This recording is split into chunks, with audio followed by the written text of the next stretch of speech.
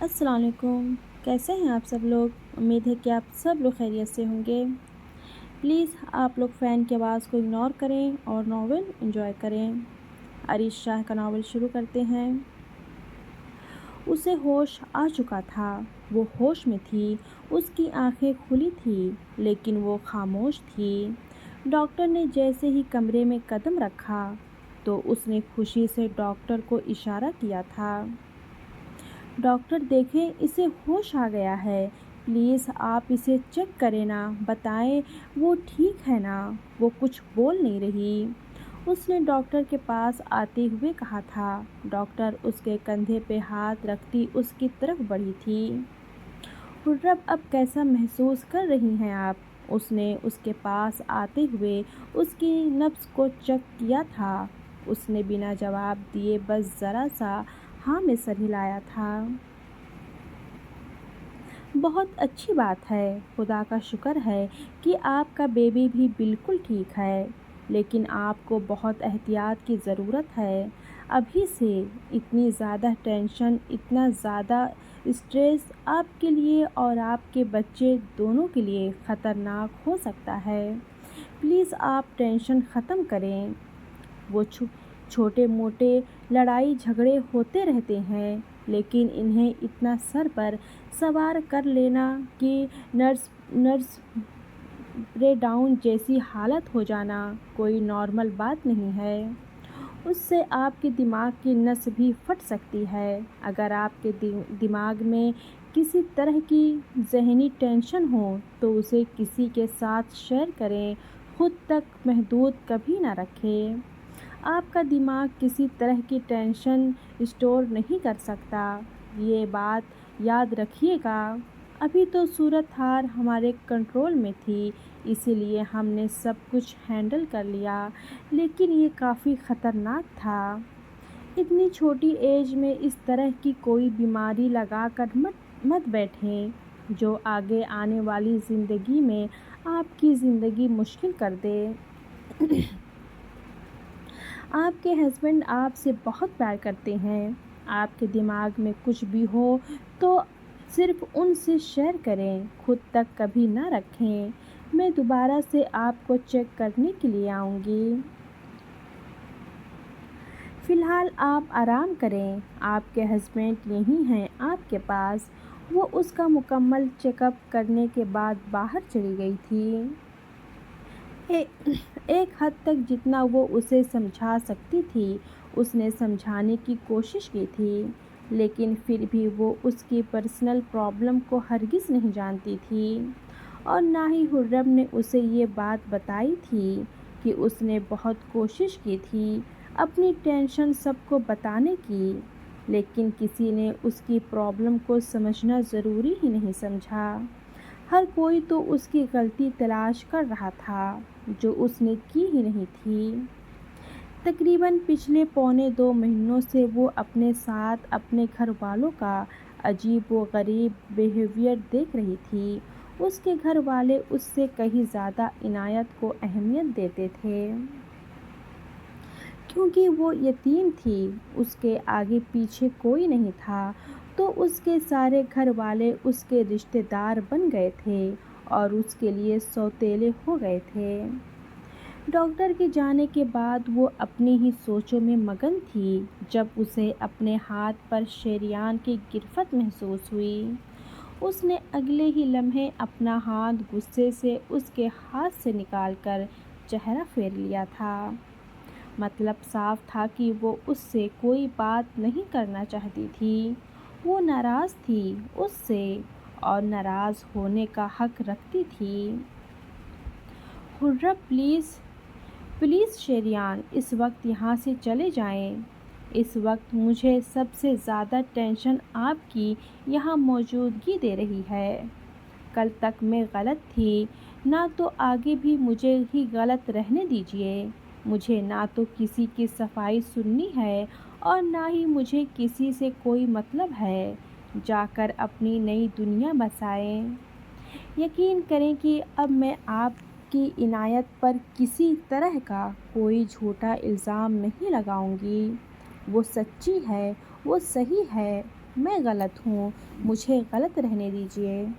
وہ چہرہ پھیرتے ہوئے بولی تھی، جبکہ شریان اس سے بات کرنا چاہتا تھا، اسے سمجھانا چاہتا تھا، لیکن فی الحال شاید وہ کچھ بھی سمجھنے یا سننے کے بالکل موڈ میں نہیں تھی۔ وہ خاموشی سے اسے اس کے حال پر چھوڑ کر کمرے سے باہر نکل آیا تھا۔ اگر وہ اس کے پاس رہتا تو یقیناً وہ اور غصہ ہوتی، ٹینشن لیتی، اور بے شک اس کی ٹینشن نے ہی اسے اس حال پر پہنچا دیا تھا۔ وہ مزید اسے کوئی اذیت نہیں دے سکتا تھا۔ اسے ہوش آیا تو سارا منظر اس کی آنکھوں کے سامنے ایک بار پھر سے گھوم گیا تھا۔ اس نے مزمل کو دیکھا تھا، ڈاکٹر مزمل۔ وہ پریشانی سے اٹھ کر بیٹھ گئی تھی۔ کمرے میں کوئی بھی نہیں تھا۔ وہ نہیں جانتی تھی کہ مزمل یہاں کیا کر رہا ہے۔ یہ نام اس نے بہت دفعہ سنا تھا، اکثر اس کا فون آتا تھا، سب گھر والے بات کرتے تھے۔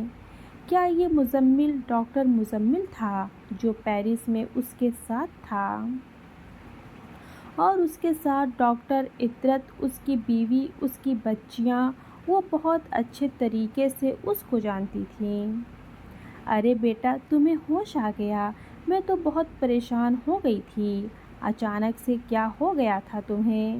اب کیسی ہو تم؟ ہم تو بہت پریشان ہو گئے تھے، ایک طرف تمہاری پریشانی اور دوسری طرف خرم کی پریشانی۔ چچی کمرے میں داخل ہوتے ہوئے اسے بتانے لگی تھی، جبکہ خرم کا نام سن کر وہ تھوڑا سا چونکی تھی۔ خرم کو کیا ہوا ہے چچی؟ وہ پریشانی سے ان سے پوچھنے لگی تھی، جب چچی نے اس کے پاس بیٹھتے ہوئے اسے خرم کے بارے میں بتانا شروع کیا۔ اس کا نروس بریک ڈاؤن ہوا ہے بیٹا، پچھلے 14 گھنٹے سے وہ ہاسپٹل میں داخل تھی۔ اللہ پاک نے اسے نئی زندگی دی ہے، شکر ہے خدا کا، اور تمہیں پتہ ہے وہ ماں بننے والی ہے۔ ڈاکٹر نے کہا ہے کہ یہ جو خبر ملی تھی نا کہ وہ کبھی ماں نہیں بن سکتی، جھوٹی تھی، اور اس ڈاکٹر نے غلط بیانی کر کے بہت بڑا گناہ کیا ہے، جس پر ہم اس پر کیس بھی کر سکتے ہیں۔ اور تمہارے چاچا جان کہہ رہے تھے کہ ہم کیس کریں گے، اور مزمل نے کہا ہے کہ وہ سب کچھ سنبھال لے گا۔ خیر، میں تمہارے لیے کچھ کھانے کے لیے لے کر آتی ہوں۔ صبح تمہیں ہوش آیا تو مجھے تھوڑا سکون ملا تھا، لیکن مجھے نہیں پتا تھا کہ مزمل نے جو دوائی تمہیں دینے کے لیے کہا ہے وہ سکون کی ہے۔ اسے کھاتے ہی تم دوبارہ سے سو گئی، اسی لیے تو تمہیں پتہ ہی نہیں گھر میں کیا سے کیا ہو گیا ہے۔ خرم کو ابھی کچھ دن کے لیے ہاسپٹل میں ہی رکھا جائے گا، جب تک وہ بالکل ٹھیک نہیں ہو جاتی۔ وہ اسے تفصیل سے بتا رہی تھی، جبکہ اس نے صرف ہاں میں سر ہلایا۔ اور رخصتی؟ میرا مطلب ہے کہ وہ رخصتی کی رسم ہو رہی تھی نا، تو ایسے میں میرا بے ہوش ہو جانا کسی طرح کی کوئی… بیٹا، رخصتی تو ہوئی ہی نہیں تھی نا، تم پہلے ہی بے ہوش ہو گئی تھی، اور ویسے بھی تم تو جانتی ہو نا کہ یہ رخصتی کیوں ہو رہی تھی۔ اب خرم ماشاء اللہ سے ماں بننے والی ہے تو… دیکھو بیٹا، میں تمہارے ساتھ کسی طرح کا کوئی زیادتی کرنے کے حق میں نہیں ہوں۔ میں جانتی ہوں جو بات میں کرنے جا رہی ہوں وہ تمہیں بری لگے گی، لیکن میں پھر بھی تم سے کرنا چاہتی ہوں۔ تم ایک پڑھی لکھی لڑکی ہو، کل ڈاکٹر بن جاؤ گی، اپنا فیوچر بنا لو گی، تمہیں دنیا کے ساتھ قدم سے قدم ملا کر چلنا آتا ہے۔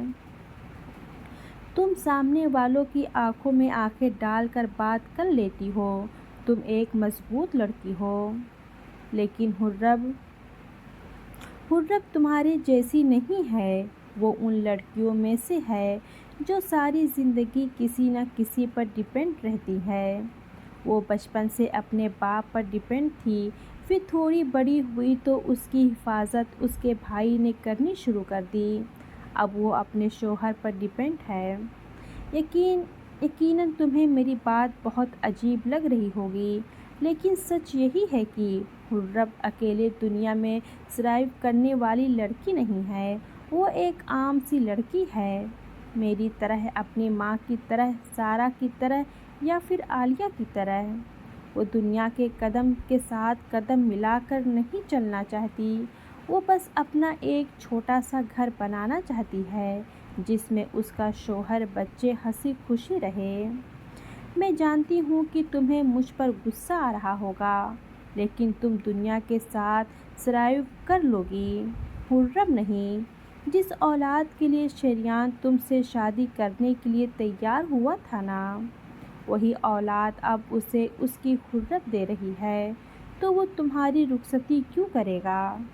جس طرح کی خرم کی حالت ہے نا بیٹا، تم کسی بھی فیصلے کے لیے تیار رہنا۔ ہو سکتا ہے خرم اب شریان سے تمہیں طلاق دینے کے لیے کہے تو وہ پیچھے نہ ہٹے۔ یہ ساری بات میں تم سے اس لیے کر رہی ہوں کہ تم ایک مضبوط لڑکی ہو، تم آنے والے کل کو سمجھداری سے سوچو گی، جذبات ہو کر نہیں۔ اللہ پاک تمہارے لیے آسانیاں پیدا کرے۔ میں تمہارے لیے کچھ کھانے کے لیے لاتی ہوں۔ چچی اس کے قریب سے اٹھتے ہوئے بولی تھی۔ انداز ایسا تھا جیسے وہ اسے آنے والے کسی بہت بڑے فیصلے کے لیے تیار کر رہی ہو۔ انہیں لگتا تھا کہ وہ دوسرے ملک سے آئی ہے، کانفیڈنس ہے، بولڈ ہے، پڑھی لکھی ہے، تو کوئی بھی دکھ برداشت کر جائے گی، ہر حال میں مضبوط رہے گی۔ لیکن اب کیا یہ سب کچھ جاننے کے بعد وہ مضبوط رہ سکتی تھی؟ سب لوگ باری باری اس سے ملنے آئے تھے، لیکن اس نے سارہ اور تیمور کے علاوہ کسی سے بھی ٹھیک سے بات نہیں کی تھی۔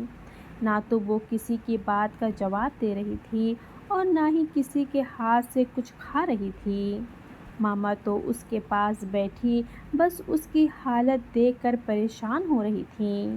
انہیں کبھی بھی نہیں لگا تھا کہ ان کی بیٹی ٹینشن میں اپنے دماغ پر اتنا زور بھی ڈال سکتی ہے کہ اس کا نتیجہ نروس بریک ڈاؤن نکلے۔ گھر میں جو صورتحال چل رہی تھی اس کے مطابق وہ یہی سوچ رہی تھی کہ خرم غلط ہے، لیکن خرم ذہنی طور پر اتنی ڈسٹرب تھی، انہیں کبھی بھی نہیں لگا تھا۔ وہ تو بہت نارمل سی بات پر لڑائی جھگڑا شروع کر دیتی تھی، انہیں بالکل اندازہ نہیں ہوا تھا کہ ان کی بیٹی اس حال میں ہوگی۔ وہ اتنا ذہنی دباؤ کا شکار تھی۔ خیر، کوئی بھی لڑکی جس کو یہ ڈر ہو کہ اس کا شوہر اسے چھوڑ کر کسی اور کی طرف متوجہ ہو رہا ہے، وہ اسی طرح ذہنی اذیت کا شکار رہتی ہے۔ اور پھر اس پر تو کوئی یقین بھی نہیں کر رہا تھا، سب کو لگ رہا تھا کہ وہ جھوٹ بول رہی ہے، عنایت پر بے بنیاد الزام لگا رہی ہے۔ اور پھر جب اس نے یہ کہا تھا کہ عنایت اسے نقصان پہنچانا چاہتی ہے، اسے مارنا چاہتی ہے، تو اس بات پر کوئی یقین نہیں کر سکتا تھا، کیونکہ عنایت ایک بہت اچھی اور نیک لڑکی تھی، ہر کوئی اسے پسند کرتا تھا۔ تھوڑے سے وقت میں اس لڑکی نے ہر کسی کو اپنے ساتھ باندھ لیا تھا۔ ایسے میں صرف ایک ہی انسان تھا جو اسے پسند نہیں کر رہا تھا، تو اس کی ناپسندگی کے پیچھے سب کو یہی لگ رہا تھا کہ شریان وجہ ہے۔ سب کو یہی لگ رہا تھا کہ وہ شریان کی زندگی میں کسی اور عورت کا وجود برداشت نہیں کر پا رہی ہے۔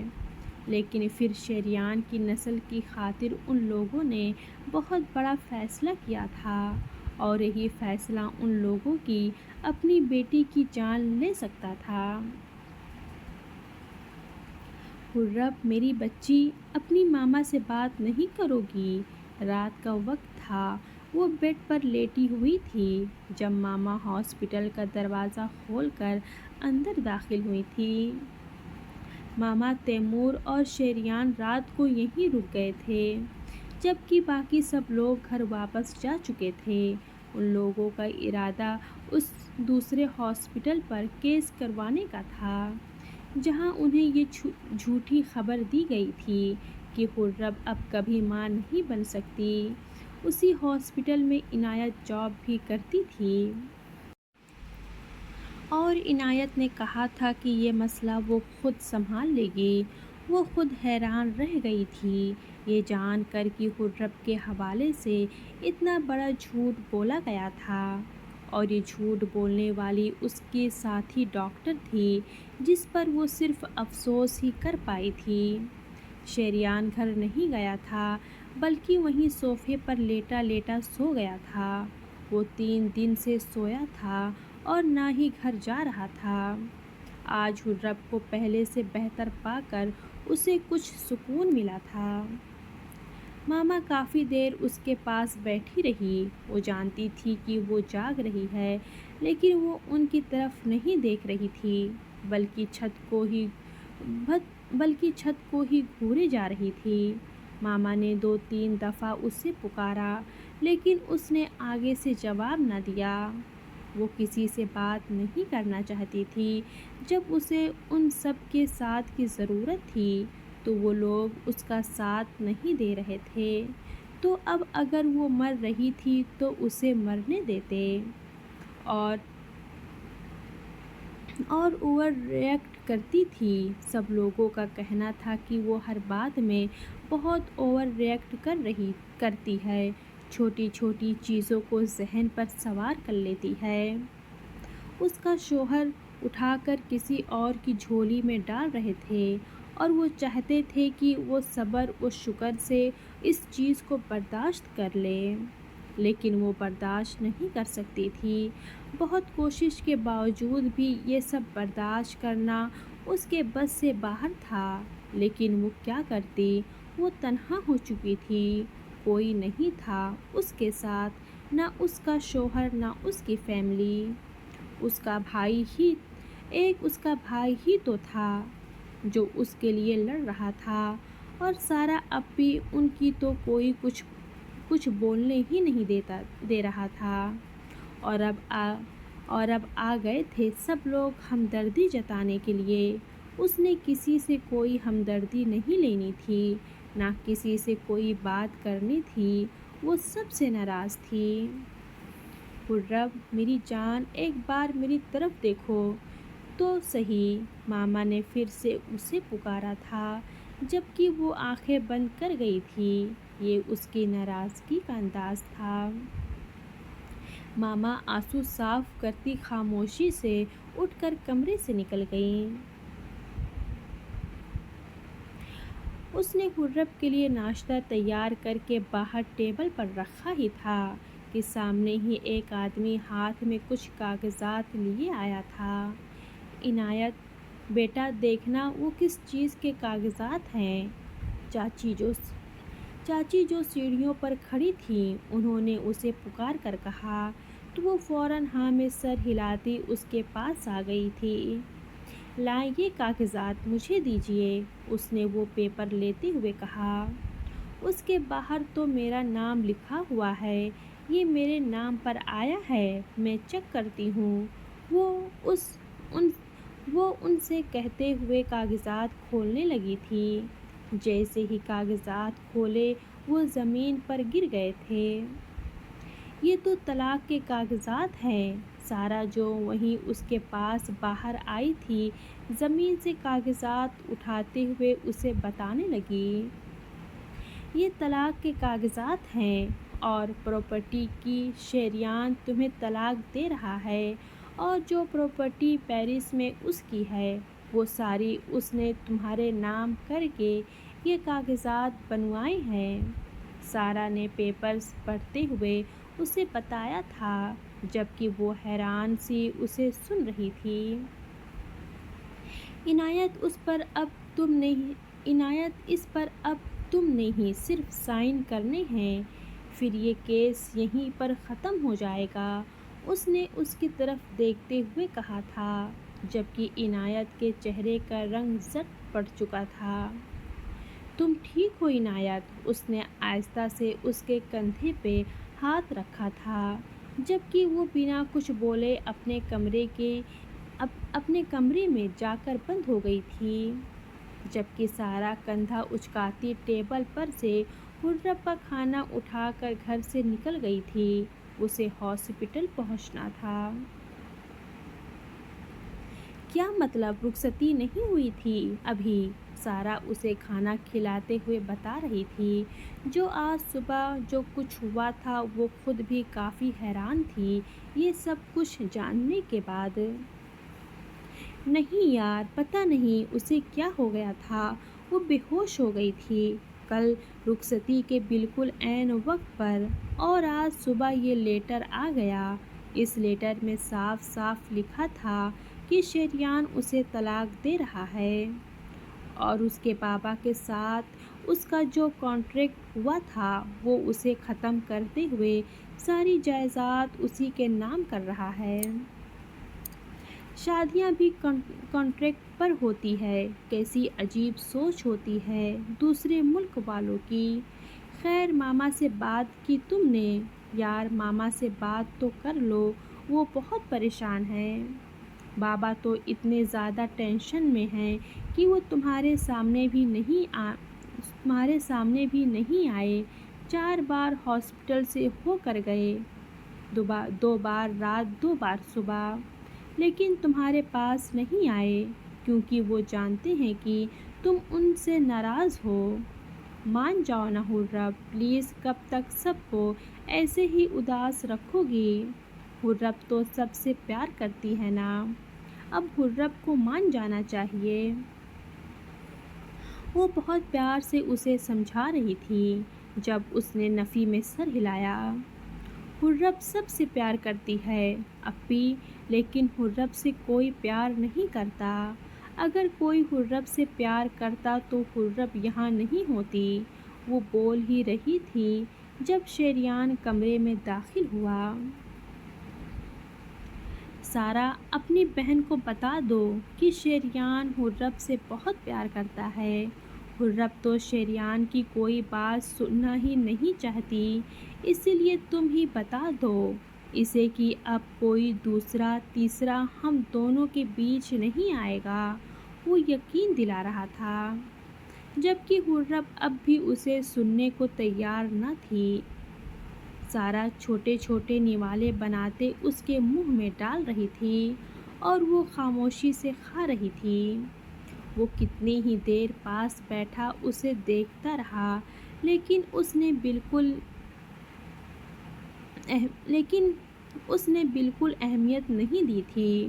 اسے اب اندازہ ہوا تھا کہ اس کی ناراضگی کتنی خطرناک ہے۔ اللہ حافظ۔